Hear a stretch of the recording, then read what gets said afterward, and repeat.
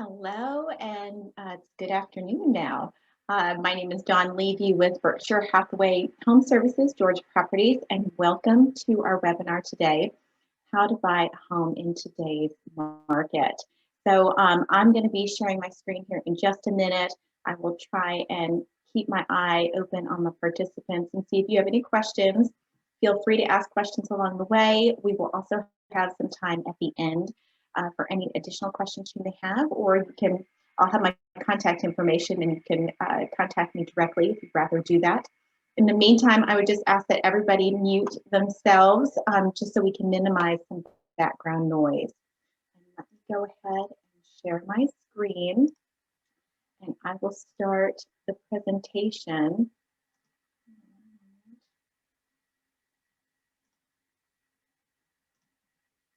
Okay, here we go.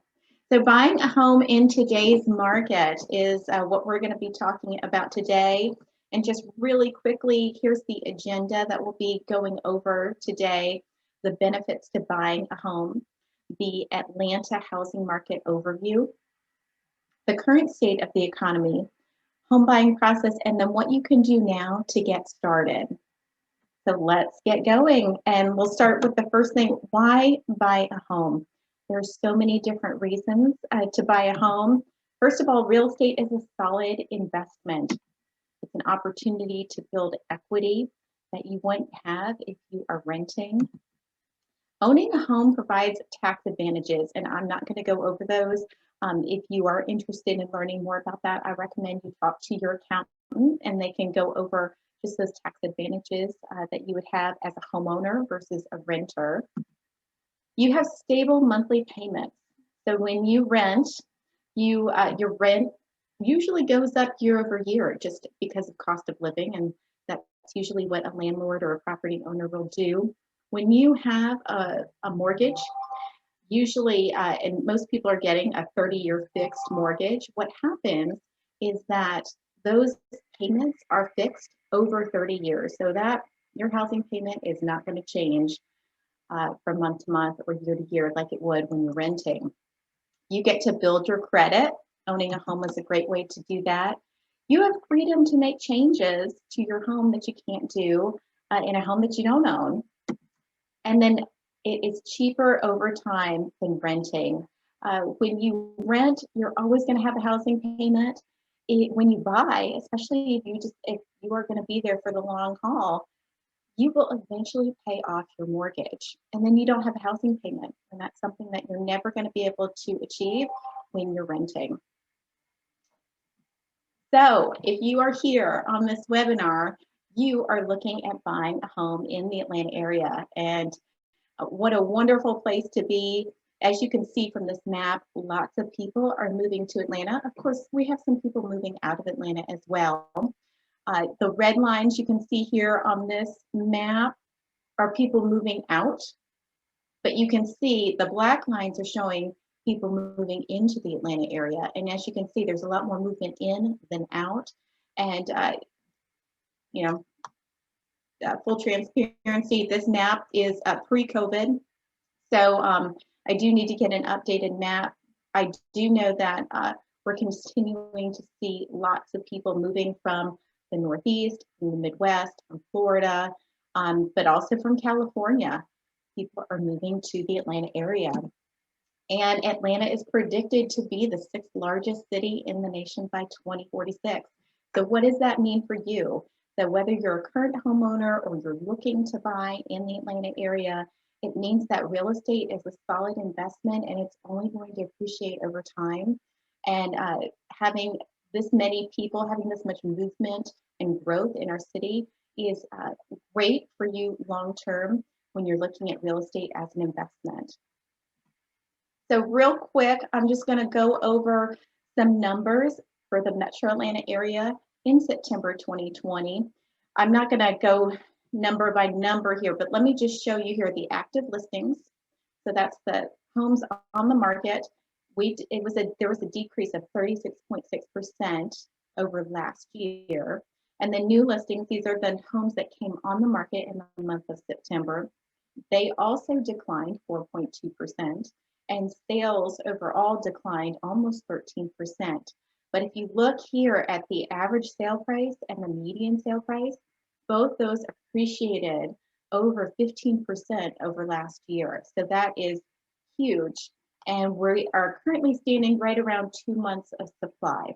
So what does that mean, months of supply? That means if no other homes were to come on the market, it would take 2 months for all the homes that are currently listed to sell.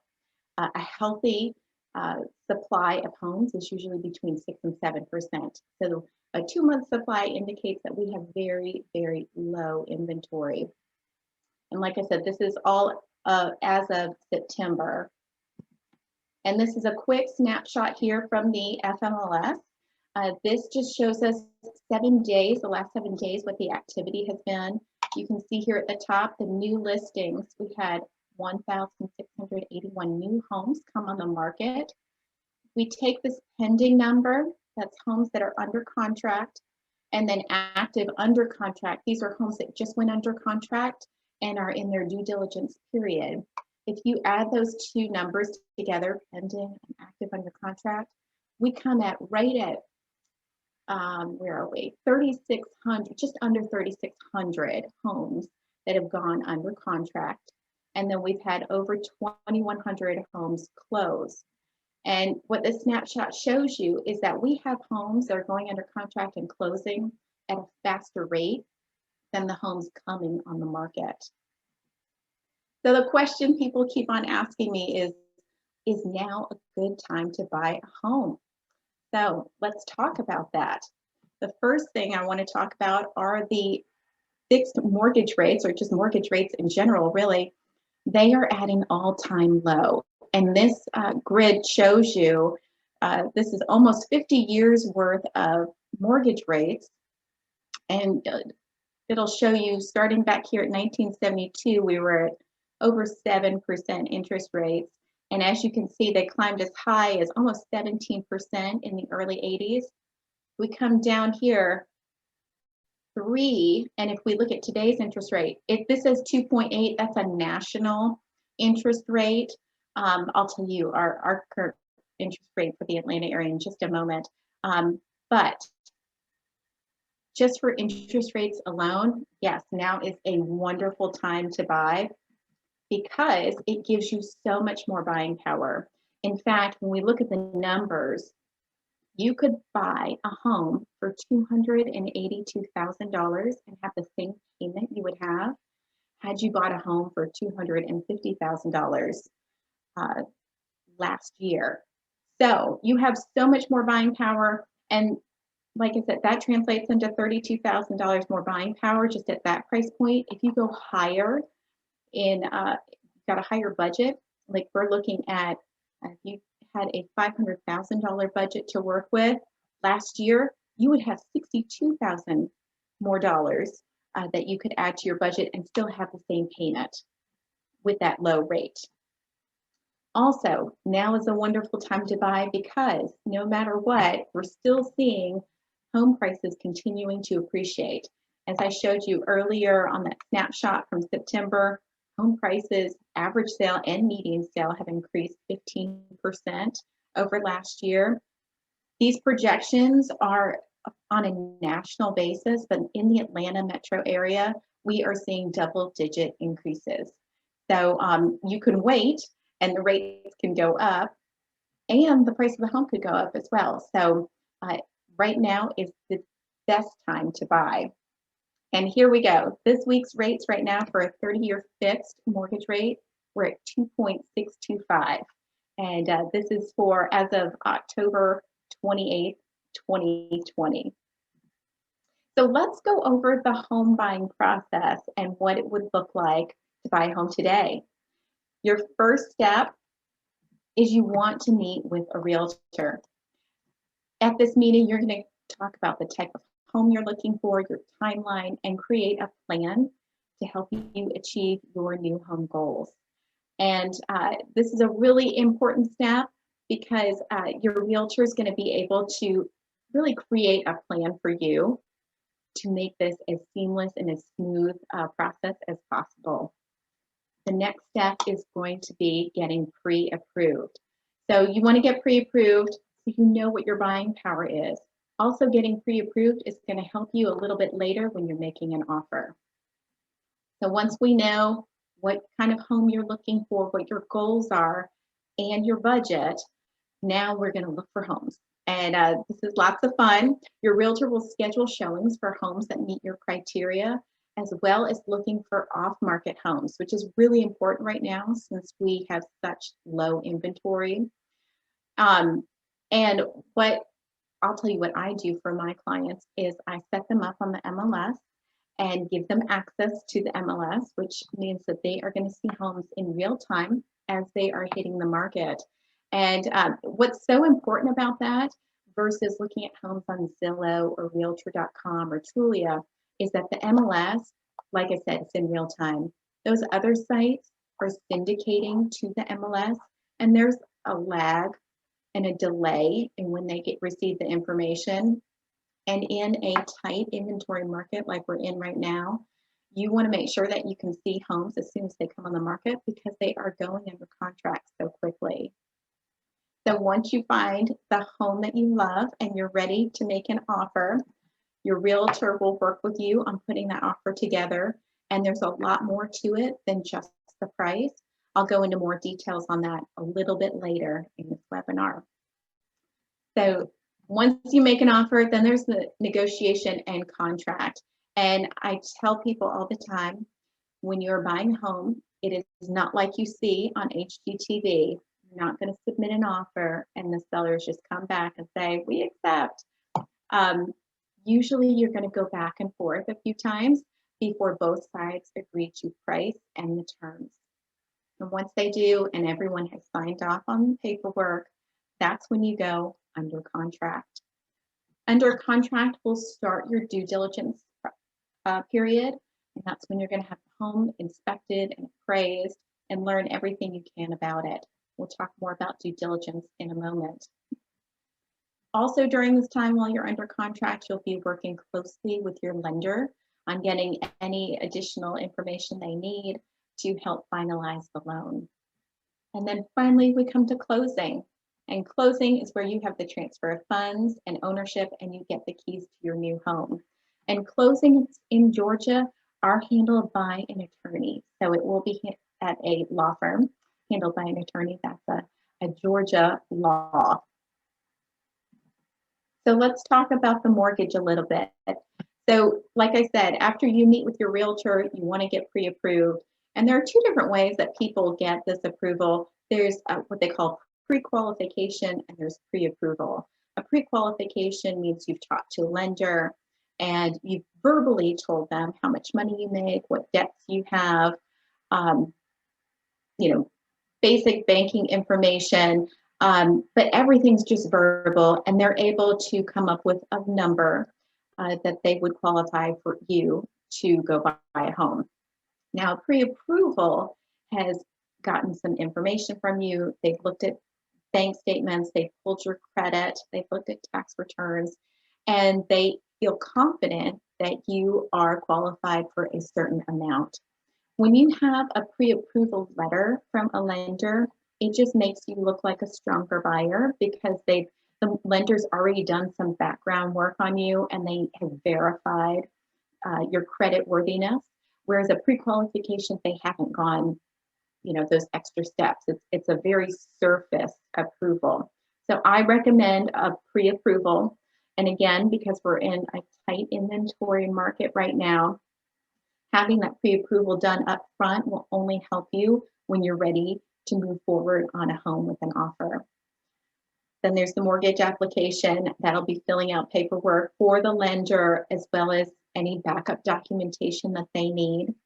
The appraisal is done during or once you're under contract on a home, and that is when the lender will have an appraiser come out and ensure that the home value is worth what you're paying for. Underwriting is also the lender will be going through any additional information, anything that should pop up that they're concerned about. They're always wanting to make sure that they've got a good paper trail on money. So That will happen while you're under contract, and then finally we'll get a clear to close when everything has been checked off and you are ready to close on your new home. The things not to do once you are under contract, or even if you're looking to buy a home in the near future, you do not want to open any new lines of credit, and that could be opening up a store credit card. You do not want to quit or start a new job or make any large purchases. These things can affect your credit to debt ratio, and you don't want to mess with that, because that's a number that if you go over, you will not get qualified for a loan. So those are things you don't want to do. When in doubt, talk to your lender first. If you think you're going to need a car, talk to them. If you think you're going to be starting a new job or changes in your employment, talk to them first before you do anything. So let's review the elements of an offer. And I warn people, in real estate, there is a lot of paperwork, and I know it can be a little daunting sometimes, and that's why you have a realtor working with you. When we put an offer together, the first contract that we're going to have, it's the purchase and sale agreement. In this, we are going to put the price you want to pay, ask for closing costs, if any, select a closing date. So the closing date is really up to you, but it also depends on how quickly your lender can get the loan processed. We're going to set the days of due diligence. I'll talk about more in a second. And then any special stipulations. A special stipulation are just extra things that we can ask for in a contract. Something that I ask for is usually a clean termite letter that shows there's no active termites in the home, or a home warranty. So those are examples of special stipulations. We're going to attach your pre-approval letter to show you're a well-qualified buyer. If you're buying with cash, and some people do, then you still want to have a proof of funds to show that you have the cash available. That will be included in the offer. A loan exhibit, and that shows that you're getting a mortgage to purchase the home. It will also establish your appraisal contingency and financing contingency. So the appraisal contingency will have a certain number of days where to get the home appraised and to ensure that it is indeed worth what you're paying for. And the financing contingency is also a certain number of days to ensure that you can obtain the loan you need to purchase the home. Seller's disclosure. Now this is supplied by the seller to disclose important information about the house. So anything like how old the roof is, are there any leaks, or have there been past leaks? Have there been any renovations? How old are the systems? You want to find out things about the home, and also the seller should disclose anything that they learned about the home from a previous owner. So you want the home's history, and that is the seller's disclosure. And then earnest money. So earnest money is a good faith deposit that shows you're a serious buyer, and that's something that the buyer would also include along with the entire offer. There are other forms that could also be included, such as a community association disclosure. This would be provided by any sellers if their home is located in a homeowners association, that's an HOA for short, or a lead-based paint exhibit if the home was built prior to 1978. There are lots of other forms that could be included as well. And of course, it's a case-by-case basis, which exhibits we need to include. But those 5 parts of an offer, the purchase and sale agreement, pre-approval letter, loan exhibit, seller's disclosure, and earnest money, those are going to go with every offer. So due diligence. Due diligence period happens once you go under contract, when everybody signs off on the paperwork. We call that the binding agreement date, and your due diligence starts the following day, and it ranges between 7 and 14 days. Being that this is a seller's market that we're in right now, due diligence is pretty much staying more on the 7 days. on the shorter end and can be even less. During due diligence, this is when you're going to get your home professionally inspected to learn of any material defects. And this is when you can ask the seller for repairs. An appraisal, like we talked about before, will happen during due diligence. Sometimes it happens after due diligence, but it definitely has to happen within that appraisal contingency days, and that can vary. And sometimes, depending on the lender, sometimes we have to make that longer because they can't get an appraiser out soon enough. And then this is the time to ask the seller any questions you want. If you have questions from the inspection or the seller's disclosure, the neighborhood, it's an HOA, you want to see the covenants and bylaws, you want to get information on utilities, this is when you find out all you can about the home you're about to buy. Okay, who pays? So there are different fees involved when you're purchasing a home. The first is the earnest money that goes along with the offer. That is paid for by the buyer. And like I said before, it's a good faith deposit that accompanies an offer. Here in Georgia, it's usually 1% of the sales price, and it shows that you are a serious buyer. So earnest money is applied at closing. So that'll be a credit that you'll see when you go to closing. An inspection, that is paid for by the buyer, having the home professionally inspected. And the cost of an inspection ranges depending on the size of the home and the type of home. So a condo or a small home may be less than a larger home. An appraisal, this is also paid for by the buyer and is ordered by the lender. And I've seen lenders handle this one of two ways. Either they charge it to you and you pay for it at closing, it's part of your closing costs, or you'll pay for it up front on a credit card. So, but it is the buyer's responsibility. And an appraisal can run anywhere from about, I'd say, $450 to $500. Home warranty. So a home warranty is essentially an insurance policy that you can get on a home, and it protects you. It's bought on an annual basis. It protects the homeowner from any repairs or systems that break down. This can be paid for by the buyer or seller. So sometimes sellers already have a home warranty, either that they had on it or they put one on it as an incentive to the buyer. You can ask for it in an offer, or if the seller decides not to cover it, a buyer can always purchase a home warranty policy themselves. Closing costs. So the buyer pays for closing costs usually, but they can be negotiable, and that is on a really every situation is different. So that's something that you would talk to your realtor about. Closing costs usually range about 3% of the sales price of the home. And then commission. The agent commission is paid for by the seller, and that listing agent splits their commission with an agent who brings a buyer. So how long does it take to buy a home? And it really depends. Every situation is different. How long does it take to find the home? I've had some clients where it takes a really long time to find a home. I have others that find it really quickly, and then the process goes very fast. Does the seller or buyer have time constraints? Sometimes we see where, let's say you are renting and your lease is up a certain month and you're trying to time it so that you don't have any overlap. So that could definitely affect your timeline.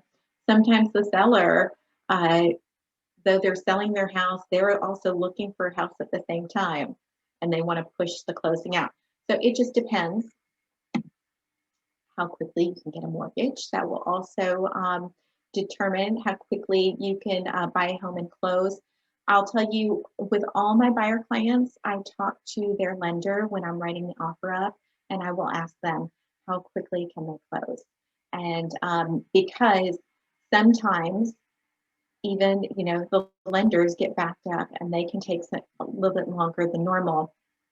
I'll say on average, 30 days, but sometimes I'll have lenders say, oh no, we can't go anything less than 35 days. So it just depends.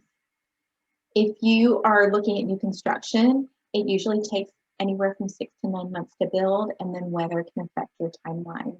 And I just want to touch on real quickly, new construction, you can still have a realtor and still have representation. In fact, I would highly recommend it because though with most new construction, there is an agent that's like on site in a community.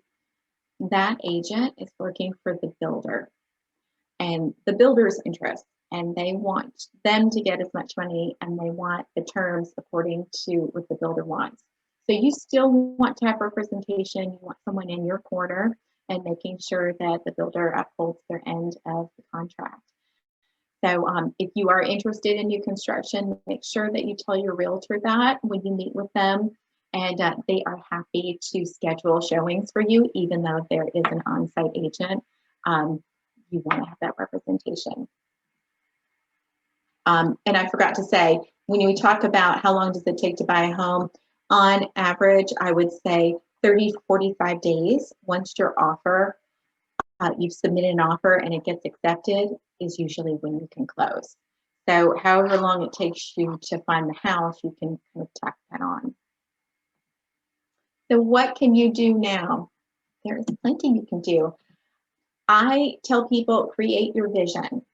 What is your lifestyle? If you've got other family members that, are going to be moving with you, get the family involved. And I love the idea of making a vision board.